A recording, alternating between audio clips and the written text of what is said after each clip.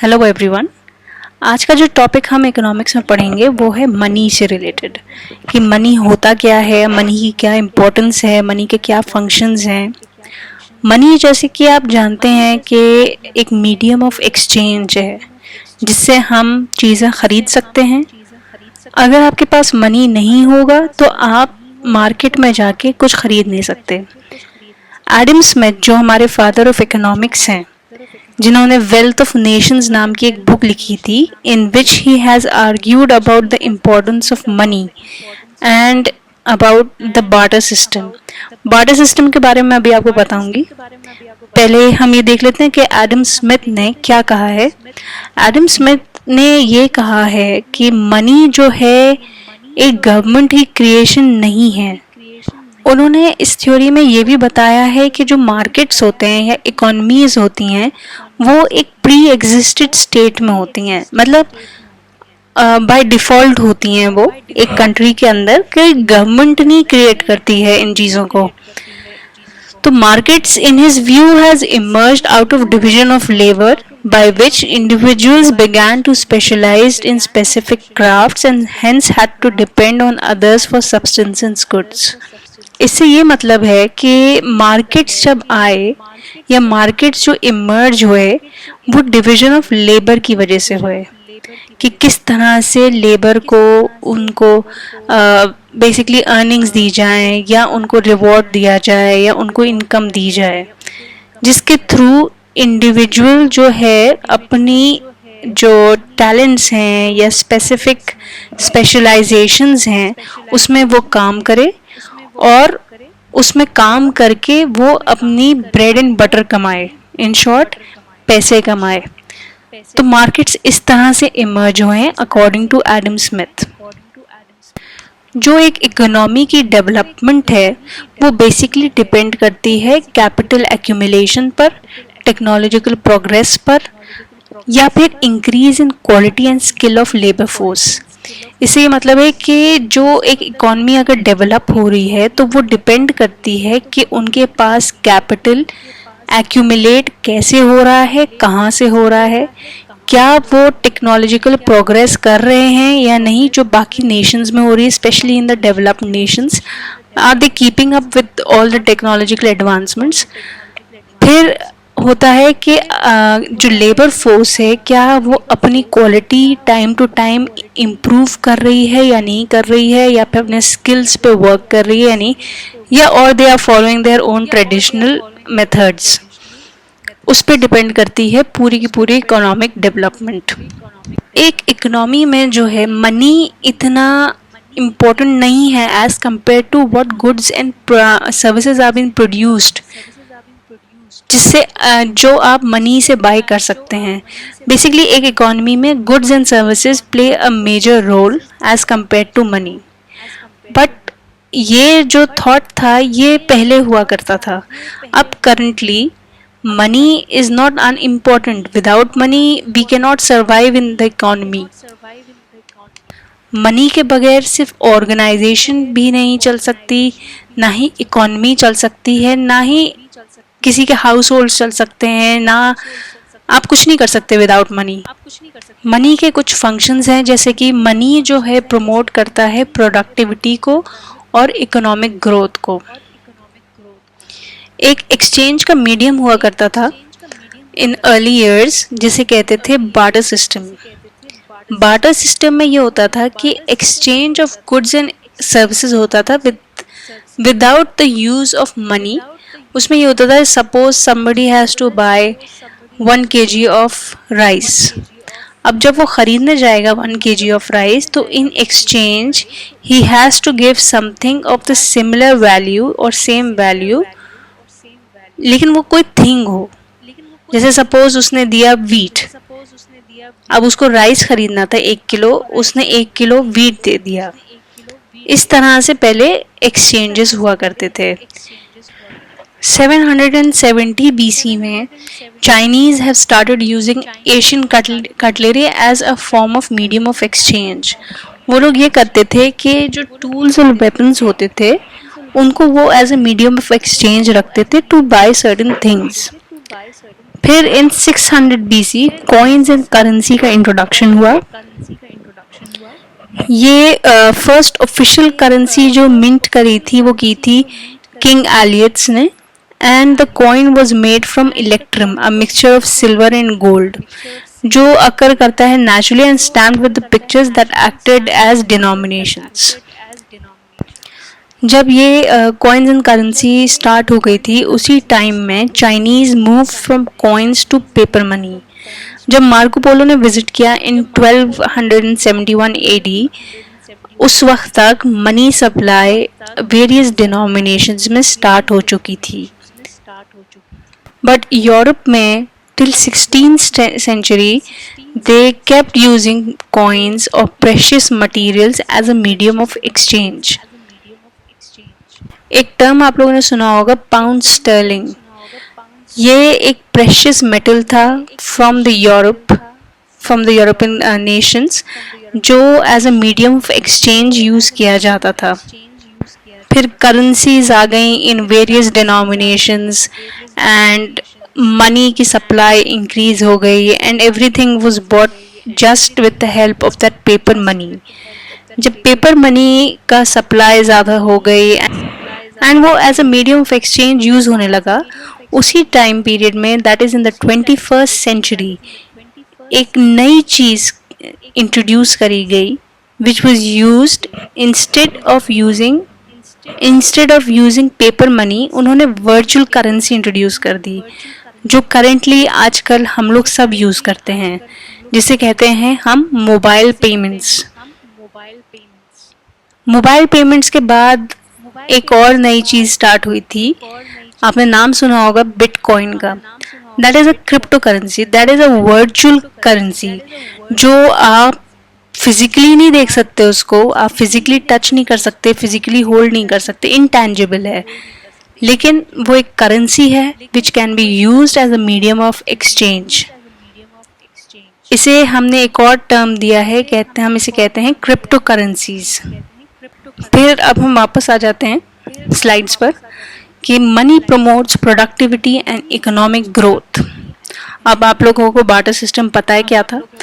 Barter system में बहुत difficulty होती थी एक्सचेंज करना goods and services between individuals, because अब सपोज आप 1 kg राइस की जगह आप रिटर्न में दे रहे हैं 1 kg पोटैटोज। अब दोनों की वैल्यू तो डिफरेंस है, बहुत ही ज़्यादा डिफरेंट है दोनों की वैल्यू, तो उस चीज़ का अंदाज़ा नहीं हो पाता था। This was the major difficulty of barter system. जैसे जैसे इकोनॉमी ग्रो होती है वैसी वैसी production of goods and services भी ज़्यादा होती चली जाती हैं, बिकॉज लोगों के पास इनकम ज़्यादा आ रही होती है, बिकॉज उस टाइम इन्फ्लेशन नहीं होता, प्राइसेस डाउन होती हैं और लोगों के पास सेविंग्स भी होती हैं एंड इनकम इंक्रीज होती चली जाती है। ट्रांजैक्शंस का भी वॉल्यूम इंक्रीज हो जाता है, specially in the case of developing economies. जैसी रेज होती है डिमांड फॉर मनी, वैसे ही ट्रांजैक्शंस भी इंक्रीज होते चले जाते हैं by expanding the level of economic activity. फिर नेक्स्ट फंक्शन है मनी का, मनी प्रमोट्स इन्वेस्टमेंट्स। अगर मनी होगा तो ही इन्वेस्टमेंट्स होंगे, तो ही सेविंग्स होंगी, फिर उन्हीं सेविंग्स को हम इन्वेस्टमेंट्स में यूज़ करेंगे। जितनी ज़्यादा सेविंग होती है उतना ही ज़्यादा इन्वेस्टमेंट होता है। अब चाहे आप बार्टर सिस्टम में देख लें या करंट सिस्टम में देख लें, बार्टर सिस्टम में जब गुड्स अगर कोई ख़रीदता था और वो कंज्यूम नहीं कर पाता था पूरा का पूरा, तो वो as a medium of exchange use हो जाता था, तो it's kind of a saving जो लेटर यूज़ हो रहा है इन्वेस्टमेंट में। ऐसे ही करंट सिचुएशन में when you have paper money, जब आप पूरी इनकम यूज़ नहीं कर रहे हैं, उसको सेविंग्स में डाल रहे हैं। बट मॉडर्न इकोनॉमी में एक और चीज़ की चेंज है, दैट इज़ हाउस होल्ड जो सेविंग करते हैं और अपने अकाउंट्स में छोड़ देते हैं, तो जो बैंक्स होते हैं they invest the money in some other projects और in some other capital goods, और फिर वो उसके थ्रू रिटर्न उनको मिलता है। तो अब डायरेक्टली हाउस होल्ड्स इन्वेस्टमेंट्स नहीं करते हैं, it is basically the firms जो इन्वेस्ट करती हैं। इन्वेस्टमेंट्स जो हैं अब डिफ़र करते हैं फ्रॉम सेविंग्स, बिकॉज इन्वेस्टमेंट एक दूसरी एक्टिविटी होती है और saving is something totally different. Because अगर कोई सेव करता है तो वो ज़रूरी नहीं है वो सारा की सारी चीज़ें, सारा का सारा अमाउंट अपना इन्वेस्ट कर दे। तो they are two different activities. Investment जो होता है मॉनेटरी इकोनॉमी में, that can exceed the current level of savings. इसका मतलब ये है कि सेविंग से ज़्यादा होता है investment, as if we see the monetary value. Obviously कोई सेविंग करोड़ों में तो करेगा नहीं, लेकिन इन्वेस्टमेंट करोड़ों में ज़रूर होंगे। बहुत सी अंडर डेवलप्ड कंट्रीज़ में नॉन मोनेटाइजेशन सेक्टर ज़्यादा चलता है। That is kind of a barter system, जिसमें आप एक चीज़ ख़रीदने के लिए दूसरी चीज़ को बेचते हैं। Not money is used as a medium of exchange. तो इस चीज़ को ब्रेक करने के लिए और इकोनॉमिक ग्रोथ को बढ़ाने के लिए मोनेटाइजेशन की बहुत ज़रूरत होती है, क्योंकि जब तक मनी नहीं होगा तो इकोनॉमिक ग्रोथ भी नहीं होगी। अब चाहे वो अंडर डेवलप्ड कंट्री हो या डेवलप्ड हो या डेवलपिंग हो। इसमें भी 3 टाइप ऑफ इकोनॉमीज़ होती हैं वैसे। एक होती है डेवलपिंग इकोनॉमी या इमर्जिंग इकोनॉमी, जैसे इंडिया है, और दूसरी होती है डेवलप्ड इकोनॉमी, जैसे यूएस है, यूके है, और फिर होती हैं अंडर डेवलप्ड। अंडर डेवलप्ड में, या फिर इनको फ्रंटियर कहते हैं, जिसमें ज़्यादातर अफ्रीकन कंट्रीज़ आती हैं। तो अगर मनी होगा एक इकोनॉमी में तो ही आउटपुट होगा उस इकोनॉमी से। फिर 2 टाइप की इंस्टीट्यूशंस होते हैं, फाइनेंशियल इंस्टीट्यूशंस, जो प्रोवाइड करते हैं सेविंग्स एंड क्रेडिट फैसिलिटीज़। एक होते हैं फॉर्मल इंस्टीट्यूशंस, दूसरे होते हैं informal institutions. As the name suggest, formal institutions include करते हैं बैंक्स को, जहाँ पे आप सेविंग्स करते हैं या अपनी सेविंग्स रखते हैं और रिटर्न में आपको इंटरेस्ट मिलता है। और अगर आप क्रेडिट लेते हैं तो आपको उनको इंटरेस्ट देना होता है। That is they charge a certain amount of interest if you take a loan from them. फिर होते हैं इनफॉर्मल इंस्टीट्यूशंस, जैसे आप किसी रिलेटिव से लोन लेते हैं, तो या रिलेटिव नहीं, या तो किसी फ्रेंड से या किसी नोन से आप लोन ले रहे हैं, तो वहाँ पे इंटरेस्ट रेट का तो कोई गारंटी नहीं है कि एक सर्टेन फिक्स्ड होगी। बट आपको कभी कभी अपना लैंड गिव अप करना पड़ता है, या फिर आपको कोई अपना एसेट गिव अप करना पड़ता है, so as to repay the loan. वो होते हैं इनफॉर्मल इंस्टीट्यूशंस। जो मेजर फाइनेंशियल इंस्टीट्यूशंस होते हैं, जैसे कि central banks, retail and commercial banks, internet banks, credit unions, saving and loan associations, investment banks, investment companies, brokerage firms, insurance companies and mortgage companies. Central bank आप सब जानते हैं, RBI.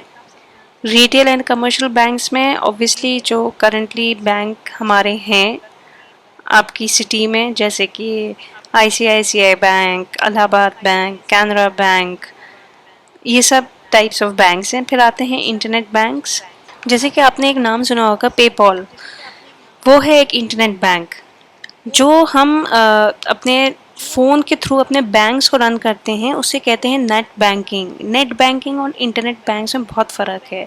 Net banking जो है उन्हीं कमर्शियल बैंक्स की एक service है to make transactions easy, but internet bank एक अलग चीज़ है। फिर आती हैं इंश्योरेंस कंपनीज, जैसे एलआईसी, भारतीय एक्सा, ये सब फाइनेंशियल इंस्टीट्यूशंस हैं, मेजर फाइनेंशियल इंस्टीट्यूशंस हैं। फिर आपको जैसे मैंने बताया 2 टाइप ऑफ कैटेगरीज हैं, formal financial institutions and informal financial institutions. एक बेसिक डेफिनेशन मैंने पहले ही दे चुकी हूँ कि फॉर्मल फाइनेंशियल इंस्टीट्यूशंस वो होते हैं जो क्रेडिट एंड सेविंग्स प्रोवाइड करते हैं, जैसे कि हमारे बैंक्स।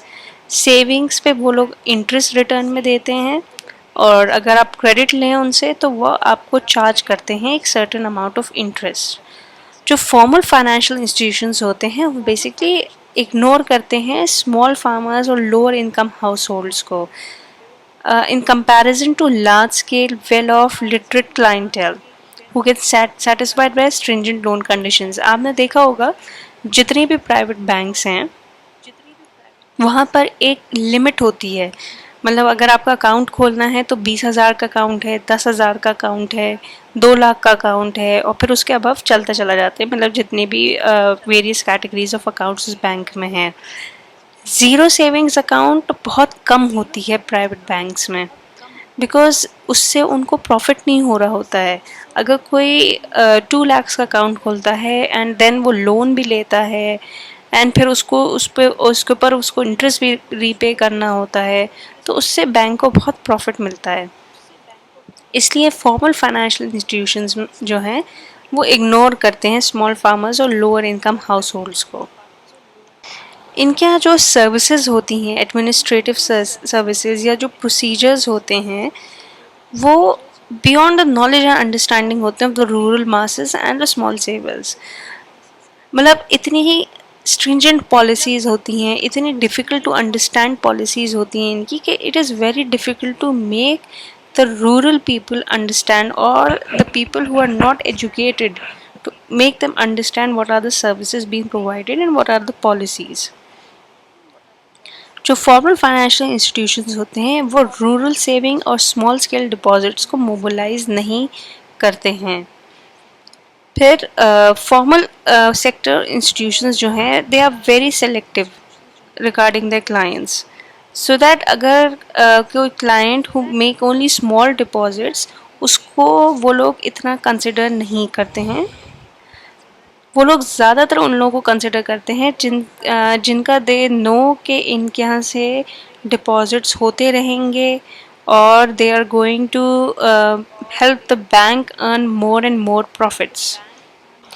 इनके यहाँ लोन एप्लीकेशन प्रोसीजर्स भी बहुत कॉम्प्लेक्स होते हैं। until and unless you don't read the policies and the whole procedure of the loan, उसमें आप अंडरस्टैंड नहीं कर पाएंगे and it is very difficult for the borrower to understand all the policies and the procedures of taking a loan. जो transactions cost होती हैं इनके यहाँ वो बहुत हाई होती हैं and repayment cost are very low. Formal sector जो है रेगुलरली लोन्स प्रोवाइड करता रहता है। आपने ज़्यादातर ये देखा होगा कि आपके फ़ोन पे एसएमएस आता है प्राइवेट बैंक से कि अगर लोन चाहिए तो please contact on this number, और ये आता है congratulations you have been selected to get a loan for a car और अ हाउस, या फिर कभी कभी फ़ोन आता है वहाँ से कि आपका अकाउंट को सेलेक्ट कर लिया गया है फॉर द लोन। तो इनका लोन बहुत ईजिली अवेलेबल हो जाता है। फिर आते हैं इनफॉर्मल फाइनेंशियल सेक्टर्स या इनफॉर्मल फाइनेंशियल इंस्टीट्यूशंस जो प्रोवाइड करते हैं saving and credit facilities small scale farmers को इन रूरल एरियाज़, या फिर लोअर इनकम हाउस होल्ड्स को, या फिर स्मॉल स्केल एंटरप्राइजेस को इन अर्बन एरियाज़। इसमें जो उनका प्रोसीजर होता है इनफॉर्मल स्कीम्स का, it is very simple and straightforward, because वो लोकल कल्चर एंड कस्टम्स को देखकर बनाया जाता है so that the population can understand what they mean. The informal sector mobilises rural savings and small savings from low income and urban households. जो informal groups होते हैं वो operate करते हैं on the days which they find convenient for their own members. मतलब अगर उनके जो बेसिकली मेंबर्स, मतलब उनके जो क्लाइंटेल है, उनके लिए सूटेबल डेट होगी या डे होगी जो भी, वो उसी दिन ऑपरेट करेंगे। इनफॉर्मल सेक्टर एसोसिएशंस जो होती हैं वो एक्सेप्ट करती हैं रेगुलर सेविंग्स जो थोड़ी सी भी होती हैं, बहुत ज़्यादा भी होती हैं, या कम या मिडिल में भी होती हैं। फिर ये लोग सेविंग्स को मोबिलाइज करने के लिए ये लोग ये करते हैं कि दे lend themselves to the management of larger number of small savings. Transactions cost and repayment cost इनकी जैसे ट्रांजैक्शन कॉस्ट तो बहुत ही लो होती हैं because they are attracting more and more low income households, और रीपेमेंट कॉस्ट इनकी बहुत high होती है। जो इंटरेस्ट पे किया जाता है on the deposits in informal sector, अगर उसको कंपेयर किया जाए with the amount in the formal sector, then it is very low and it is more favorable for the small savers. Basically वो लोग ज़्यादा से ज़्यादा अट्रैक्ट करते हैं कि स्मॉल रूरल अर्बन हाउसेस जो हैं वो अपनी सेविंग्स को होल्ड करें और उस पे वो उनको अच्छा इंटरेस्ट देते हैं ताकि वो इनकरेज हों सेविंग करने के लिए. That's it for this part of the lecture. Thank you so much.